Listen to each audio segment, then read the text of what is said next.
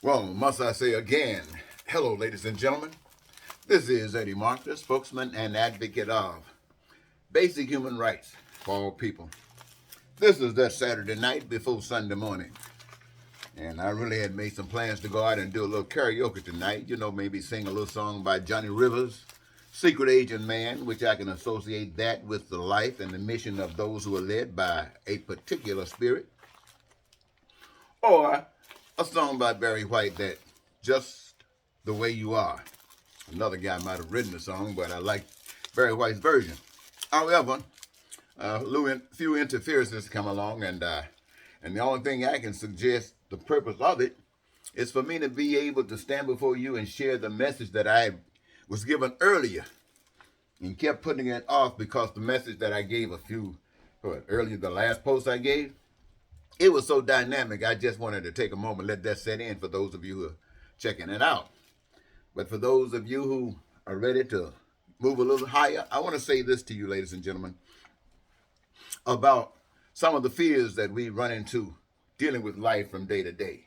That kind of messes us up, but it's a reflection of who we really are.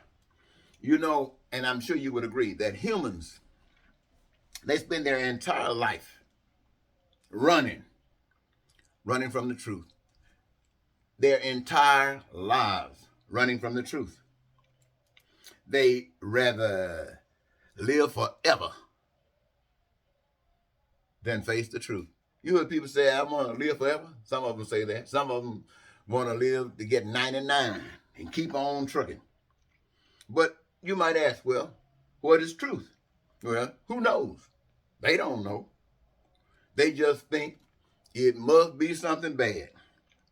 They'd rather face sickness and diseases, cancer, and you name it, rather than truth. Truth is just too much. They can't handle the truth. But what is the deception that they give life to? That should be on your mind. What is this deception that they give life to? See, the deception has no life of its own. But the non-believers are the ones that don't know the truth. They give life to all kinds of deceptions. Well, what kind of deception is this that humankind give their lives to? Well, they start out by claiming to be God.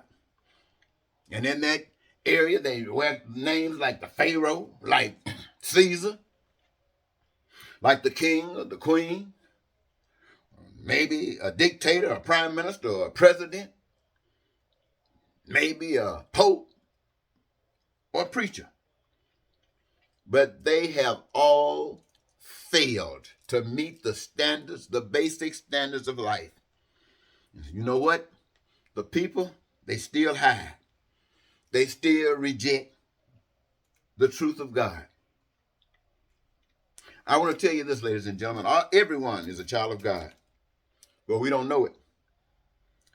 And we don't know the path to life from this deception. And I want you to know that everybody is on this path of deception. I am, my family is, you are, your family is, the devil is in my home, the devil is in your home, and I'm talking about all of our homes. Whether we know it or not, the devil run our lives. Why we say that? Why did I say that? Because of the pain and suffering. That's how come I say it. Plain and simple. Now, you know,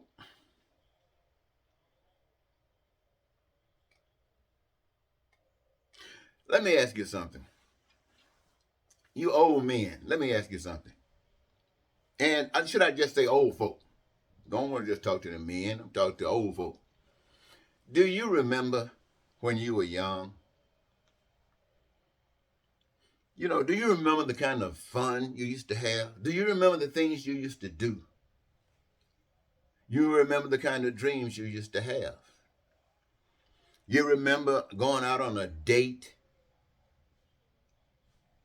Do you remember embracing someone that you felt that you care so much about? Do you remember being able to embrace them and kiss them and hold them as if they meant the world to you? You remember that? I know for many of us it might be kind of hard, depending on how long it's been since we were young. But it happened. It happened. But most older people don't do that. Not with each other. They might have a game somewhere, but they don't do that with each other. And why is that? Why is it that they do not do that? How is it that something can be so wonderful and so magnificent when you're young, only to die as you grow older? It's probably because as you grow older, you stop living. You start dying. What does that mean? That basically means that those things that give you life have been robbed from you. Your struggles now are changed. When you were young, you didn't have to worry too much about it. One thing, you never thought you'd die. And you would be bold and daring, but as you continue to live, those things that you had not given too much attention being young, all of a sudden start meaning something. And when they start meaning something, it took away that zest that you might have had for life. It started robbing you not just now of your opportunity for material things, it's robbing you from your spirit. That's like, don't you know that you're going to get old maybe, but you can still have that zest. You can still have that spirit if it's real, but you can't fake it. You can't fake it. And for the most part, poor people can't fake it because they don't have it. They have suffered, poor people. I'm not talking about all black people. I say poor people. They have suffered. And when you suffer, you are missing this, you're missing that, you're missing this, you're missing that, and somebody's blaming you for being responsible for them missing it. They got somebody, I don't care who it is, they got to blame. They got to blame somebody. And nobody's going to blame the system. Nobody's going to blame the devil. Why? Because they don't believe in that. They say they do. They go to church on Sundays. That don't mean nothing. Going to church reading the scripture don't mean nothing. You come right on back home and serve the devil all your life, every day. And even in church on that Sunday. The game that is being played, it ain't worth nothing. I'm telling you, you say, Eddie, why do you say that? Because I'm telling you what I feel. And that's all I can speak for, is what I feel. And I know what I engage myself in. And I know the responses. I know the outcomes. I can tell you, I know the path to peace and prosperity and freedom on life, and you don't even care. The news media won't say one thing about it. Donald Trump come on the scene lying and got thousands of people coming to listen to that lie. And even on January 6th, got thousands and millions of people across the country that bought into that lie, just pushing for that lie, trying to preserve that lie and install that lie in government. Peace, prosperity, talking about it. Going to church. Ain't nobody give a stinking about that stuff. And people are suffering. You know why? Because nobody knows the truth. Everybody's faking it. That don't mean that they're intentionally lying. Most of them think they got to something going. But I'm just trying to tell you, you got to face the fact. If you got something going, it will show. And the stuff that people got going, rich pastors, living in mansions, flying jets. Oh, I'm not going to go through that. This ain't nothing but a game. And anybody that wants to find life knows what's going to happen.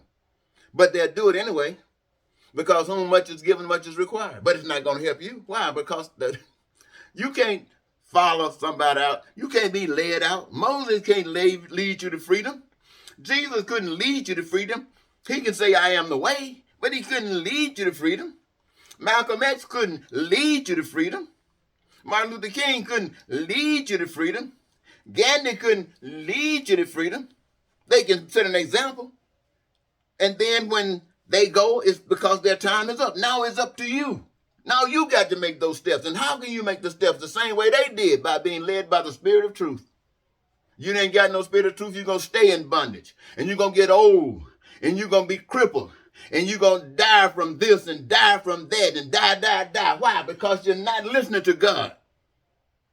Look at how old Jesus died at 33.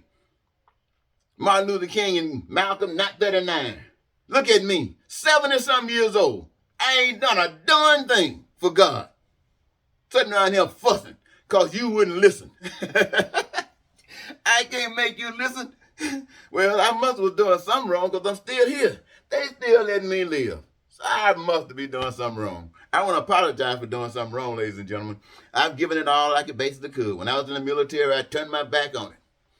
When I was out here in the world, I turned my back on some stuff, went to prison. I did it. I'm not ashamed of nothing I did, because I'm trying to tell you something.